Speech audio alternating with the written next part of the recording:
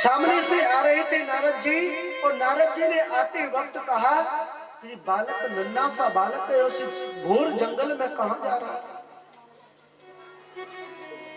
इस घोर जंगल में कहां जा रहा है? इसकी परीक्षा तो लेकर के देखो। नारद जी का स्वभाव कैसा है? नारद जी का स्वभाव है कि नारद जी ने जिस किसी इंसान के कंठ में एक कंठी बांधी, उसको भगवान के दर्शन अवश्य होते हैं। उसको भगवान के दर्शन अवश्य होते हैं।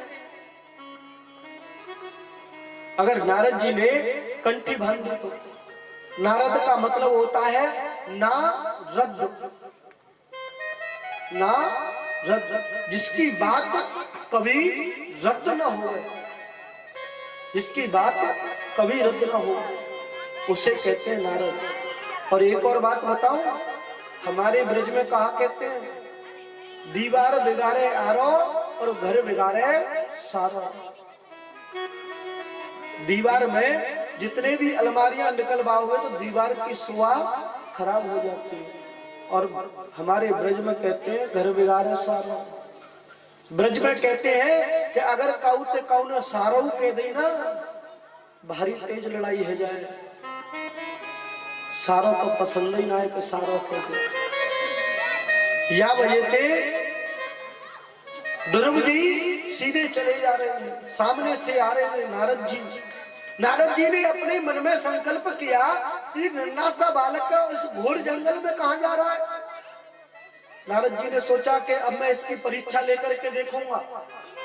नारद जी ने कहा, प्यारे बालक, इस घोर जंगल में कहां जा रहे हो? इस घोर जंगल में कहां जा रहे हो? बालक ध्रुव ने कहा कि मैं घोर जंगल में जा रहा हूं भगवान से मिलने। नारद जी ने कहा, भगवान से मिलने? भगवान क्या जंगल में थोड़ी रहते हैं जो भगवान से तुम मिलने जा रहे हो? भगवान से तुम मिलने जा रहे हो, भगवान जंगल में नहीं रहते हैं। जंगल में तो बब्बर शेर रहता है, जंगल में बब्बर शेर रहता है। घर लौट जाओ, नहीं तो तुम्हें हलवा बना करके खा जाएगा। बालक ध्रुव ने कहा कि मेरी माँ कहती थी कि शेर में भी परमात्मा का वास होता है। अगर वो मुझे शेर भी मिल गया तो उसमें परमात्मा के तो अवश्य दर्शन हो जाएगा। नारद जी ने कहा कि इसकी पहली सिद्धि तो बिल्कुल मजबूत है, पहली सिद्धि इसकी मजबूत है। दूसरी सिद्धि देखा, बालक ध्रुव जो है साष्टांग चरणों में लेट गया नारद जी के चरणों में लेटा, और नारद जी ने कहा कि बेटा, आप तो बहुत अच्छे शिष्य हो। अच्छा, जंगल में जा रहे हो भगवान से मिलने, लेकिन बेटा जंगल में तो भगवान नहीं रहते हैं, इसीलिए जंगल में भगवान नहीं रहते, तुम लौट करके चले जाओ। कि नहीं, मैं नहीं लौट के जाऊंगा। कि क्यों? कि अच्छा इसलिए नहीं जाओगे कि माँ ने कहा है कि परमात्मा का वास होता है शेर में। कि अच्छा। नारद जी ने कहा कि अच्छा जी बताइए, आप खाना दिन में कितनी बार खाते हैं? खाना कितनी बार खाते हैं? बालक ध्रुव ने कहा कि खाना कभी 4 बार खा लेता हूं, कभी 5 बार खा लेता हूं, कभी 10 बार, लेकिन ऐसे नहीं खाता। तो कि कैसे खाते हो? कि मैं अपनी माँ की गोद में बैठ करके खाना खाता हूं, वैसे नहीं खाना खाता। नारद जी ने कहा कि जंगल में का तुम्हारी माँ थोड़ी रखी है जो तुम्हें भोजन करा देगी। जंगल में तुम्हारी माँ थोड़ी है जो तुम्हें जंगल में बैठकर भोजन करा देगी। बालक ध्रुव ने कहा कि जब दांत नहीं तब दूध दिया, और अब दांत दिए तो अन्न भी देगा। जब दांत नहीं थे तब दूध दिया था, और अब दांत दिए हैं तो अन्न की भी व्यवस्था वही परमात्मा करेगा और कोई नहीं कर सकता। नारद जी ने कहा कि बालक तो भगवान को प्राप्त जरूर करेगा। नारद जी ने कहा कि ऐसा है बालक, जाओ तुम सरस्वती नदी के किनारे चले जाओ और वहां जाकर के एक पर्ण कुठी बनाना और उसी पर्ण कुठी में आप वास करना।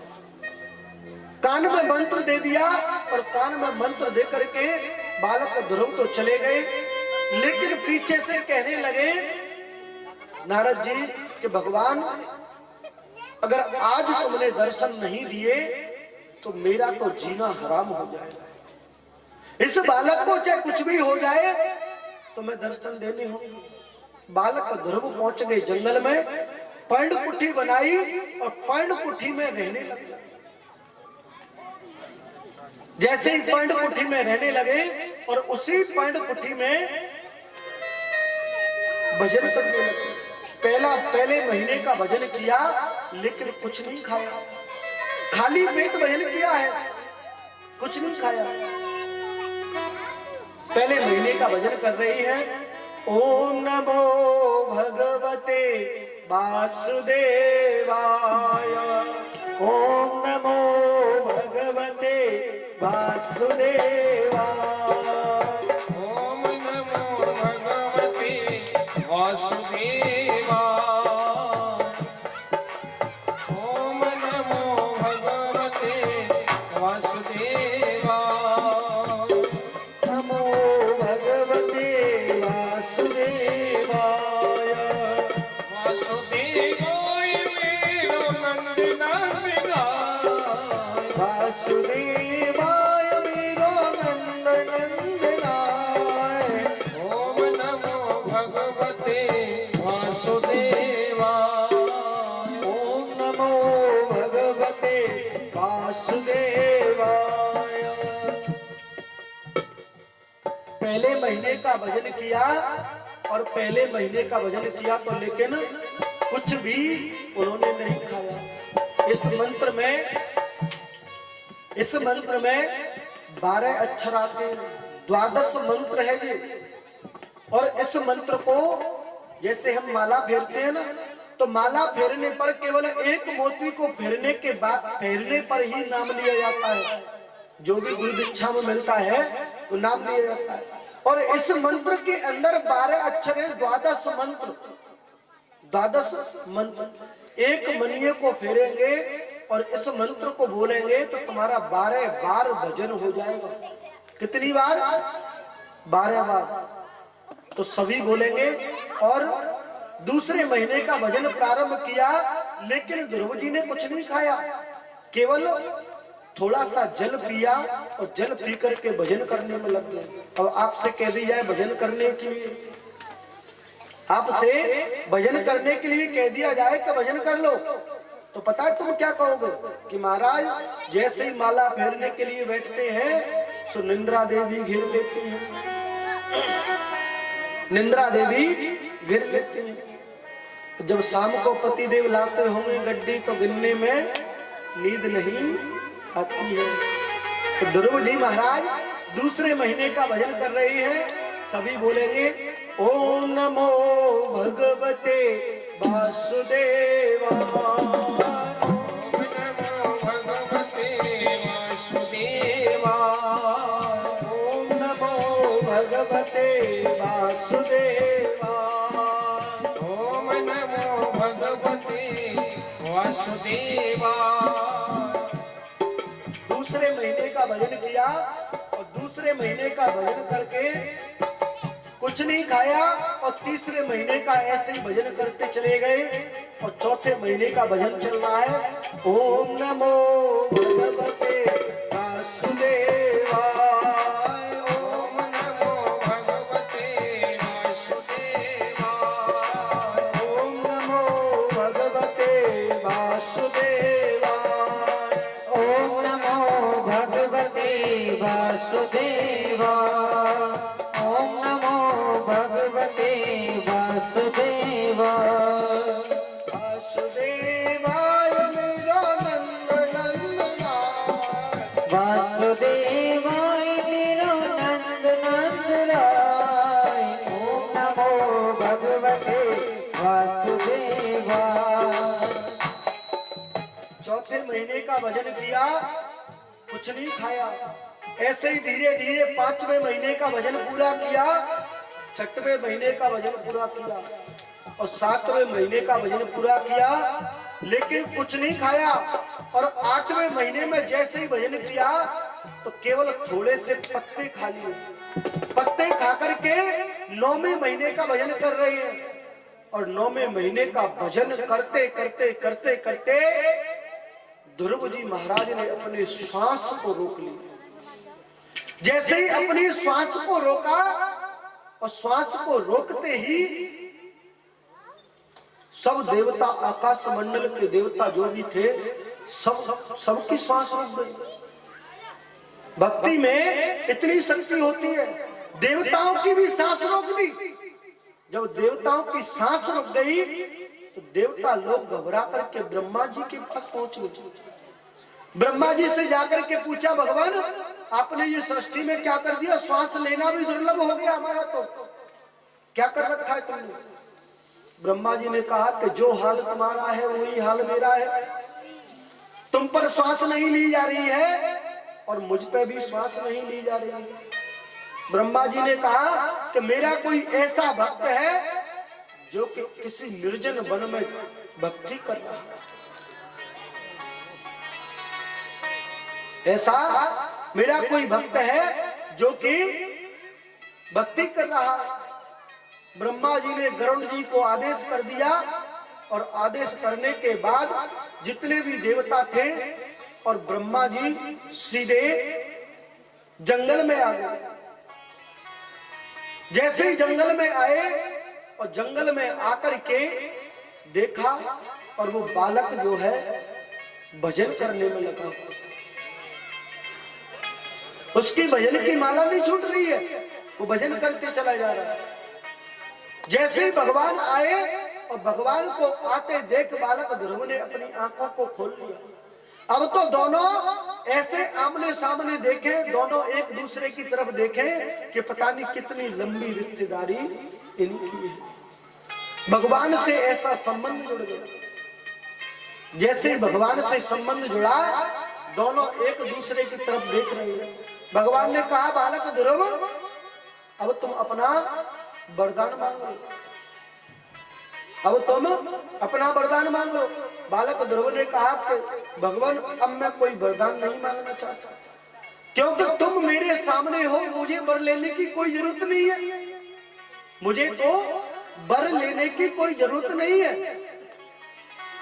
जब तक तुम मेरे सामने हो अब मेरी कोई इच्छा नहीं कि नहीं बालक ध्रुव तुम्हें कुछ न कुछ तो मांगना पड़ेगा। तुम्हारे मन में तो बहुत बड़ी संकल्प लेकर के आए हो तपस्या करने के लिए, तुम्हें कैसे भी करके छोटी माता के गर्भ में प्रवेश कर दिया,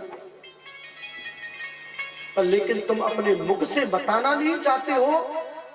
तो भगवान ने अपने शंख को लिया और बालक ध्रुव के कपोल से छुड़ा दिया। जैसे ही कपोल से छुड़ाया और बालक ध्रुव को वेद वेदांत का ज्ञान होने लगा। वेद वेदांतों का ज्ञान हो गया और वेद वेदांत का ज्ञान होने के बाद भगवान ने पूछा कि अब और कुछ लेना चाहते हो? कि नहीं प्रभु, अब मैं कुछ नहीं लेना चाहता, अब मैं कुछ भी नहीं लेना चाहता। बालक ध्रुव ने भगवान को प्राप्त किया और भगवान को प्राप्त करने के बाद उसी निर्जन वन में से पता चल गई राजा उत्तानपाद को।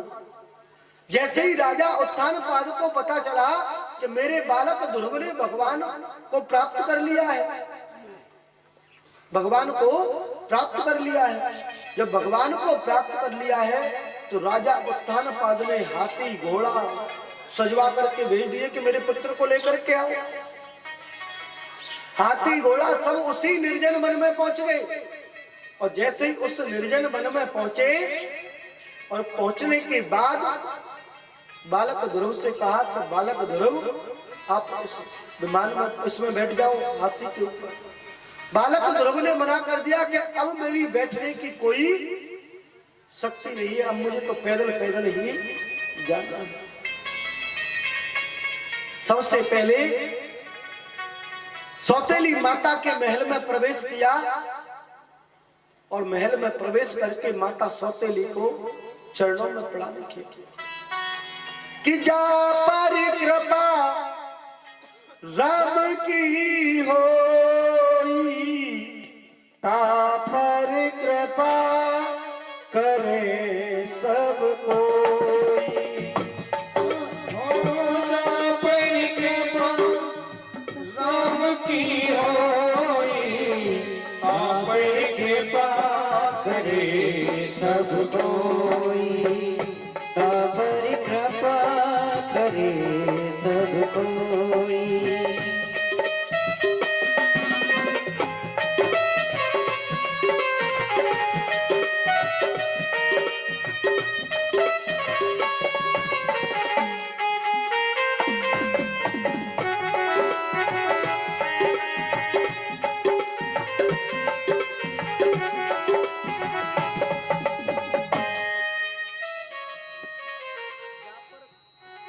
जा पर कृपा राम की हुई, ता पर कृपा करे सब कोई। जिस पर मेरे राम जी कृपा कर दे, मेरे गोविंद कृपा कर दे, उसको किसी की कृपा की जरूरत नहीं होती। बालक ध्रुव के ऊपर भगवान की कृपा हुई। जैसे ही भगवान की कृपा हुई और बालक ध्रुव सबसे पहले सौतेली माता के चरणों में प्रणाम किया कि हे माता, मैं तुम्हारे चरणों में प्रणाम करता हूं।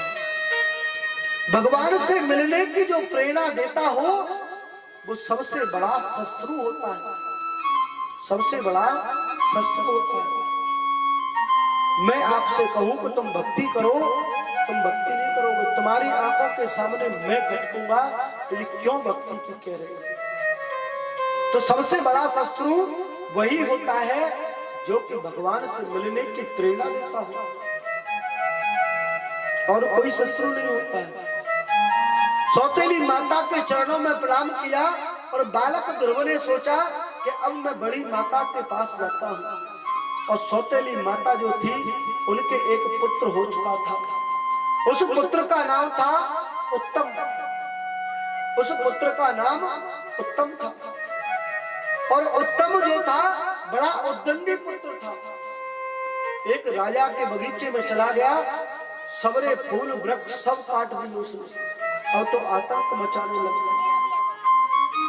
राजा ने मना किया, लेकिन राजा ने मना करने की वजह से उत्तम नहीं माना। जब नहीं माना तो राजा ने उसको मरवा दिया। जब उसको मरवा दिया, इतनी देर में बालक ध्रुव जो है अपनी बड़ी माता के पास में पहुंचे। जैसे ही बड़ी माता के पास में पहुंचे और छोटी माता ने सुना कि मेरा बेटा उत्तम राजा ने मार दिया है। अब तो छोटी जो सौतेली माता थी उसने कहा कि पुत्र, अब तो तू मेरा ही पुत्र है, अब तो तू इसी राजगद्दी पर बैठेगा। कहां तो उस पुत्र को बैठने नहीं दे रही थी। जैसे ही बड़ी माता से मिले,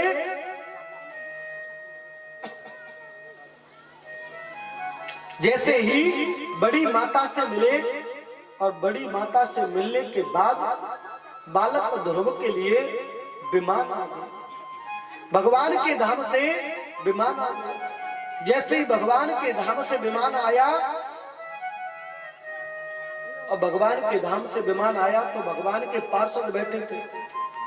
भगवान के पार्षदों ने कहा कि बालक ध्रुव, तुम पर भगवान राम की कृपा हुई है, चलो विमान में बैठो और तुम चलो, तुम चलो। इतनी देर में बालक ध्रुव जो थे विमान में बैठने के लिए हुए, इतनी देर में वहां पर एक देवी जी आ गई। कौन आ गया है? श्री जी, श्रीदेवी। श्रीदेवी। कौन आ गया? देवी जी। देवी जी का क्या नाम है? नहीं पता? किसी को नहीं पता देवी जी का क्या नाम है? देवी जी का नाम है मृत्यु देवी। देवी जी का नाम है मृत्यु देवी। मृत्यु देवी ने कहा, अरे बालक ध्रुव, तुम मेरे बिना इस विमान में बैठ करके नहीं जा सकते। मेरे बिना इस विमान में बैठ करके नहीं जाओगे। पहले तुम मेरी शरण में आओगे और जब तुम्हारे प्राण चले जाएंगे तो तुम विमान में बैठ के चले जाना। बालक ध्रुव ने कहा, ये बड़ी आफत आ गई भैया, ये बड़ी आफत आ गई। बालक ध्रुव ने भगवान के पार्षदों से कहा, अरे भाई मित्रों, तुम ही देवी जी से कह दो कि थोड़ा सा नीचे झुक जाएंगे।